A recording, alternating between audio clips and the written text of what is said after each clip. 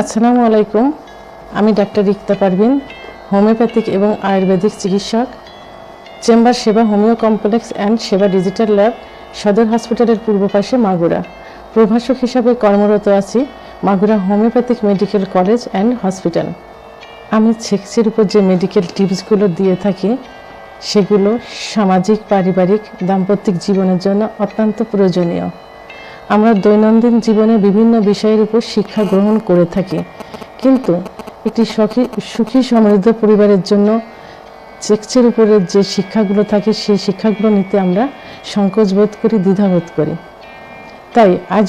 তাই আপনাদের কাছে অনুরোধ, আমার এই ভিডিও সম্পর্কে আপনারা কোনো বাজে মন্তব্য করবেন না।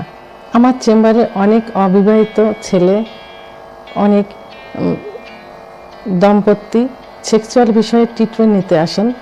অনেক সময় অবিবাহিত ছেলেরা এসে বলে যে ম্যাম, আমি হস্তমৈথুন করেছি, আমার স্বপ্নাদেশ হয়েছে, আমি গোপনাঙ্গের উপর অনেক অত্যাচার করেছি, আমার প্রাইভেট অঙ্গের সাইজটা হয়তো ঠিক নেই, আমি কি আমার বউকে সুখী করতে পারবো?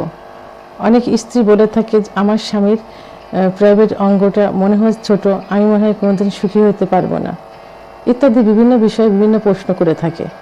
এ বিষয়ে জানতে হলে আমাদের প্রথমে একটা মহিলার যৌনাঙ্গ সম্পর্কে জানতে হবে এবং তারপর পুরুষের প্রাইভেট অঙ্গের সাইজ সম্পর্কে জানতে হবে।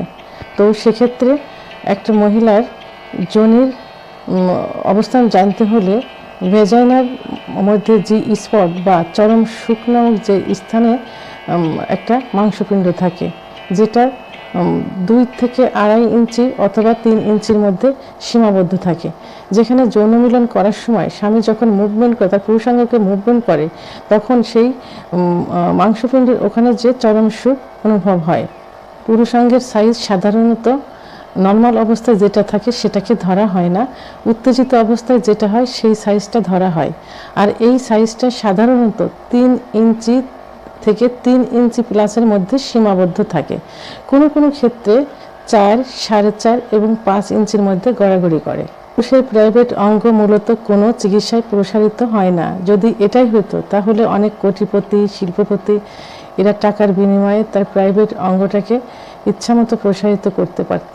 হ্যাঁ, তবে কিছু কিছু ক্ষেত্রে যদি হস্তমৈথুন, আঘাত, বিভিন্ন কারণে প্রাইভেট অঙ্গের কোনো সমস্যা হয়ে থাকে, সেক্ষেত্রে হোমিওপ্যাথিক এবং আয়ুর্বেদিক কম্বিনেশন ওয়েল ইউজ করে কিছুটা প্রসারিত করা সম্ভব হয়। স্ত্রীকে সুখ দেওয়ার জন্য পুরুষের প্রাইভেট অঙ্গের যে সাইজটা আছে সেটাই যথেষ্ট। এটাকে নিয়ে টেনশন না করে সহবাস করার সময় যৌন মিলনকে যাতে স্থায়ী করা যায়, যেখানে স্ত্রী এবং স্বামী দুজনের চরম সুখ অনুভব করে, সেই সময়টাকে বৃদ্ধি করতে হবে। সেক্ষেত্রে যদি কোনো পুরুষের সমস্যা থেকে থাকে যৌন মিলনের, তাহলে অবশ্যই তাকে ডাক্তারের শরণাপন্ন হতে হবে। আল্লাহ তাআলা নারীর জন্য পুরুষের প্রাইভেট অঙ্গ যতটুকু প্রয়োজন ততটুক দিয়েই সৃষ্টি করেছেন এবং ততটুকুই যথেষ্ট। এটাতে সন্তুষ্ট থেকে যৌন মিলন যাতে স্থায়ী করা যায় সেদিকে খেয়াল রাখুন। আল্লাহ হাফেজ।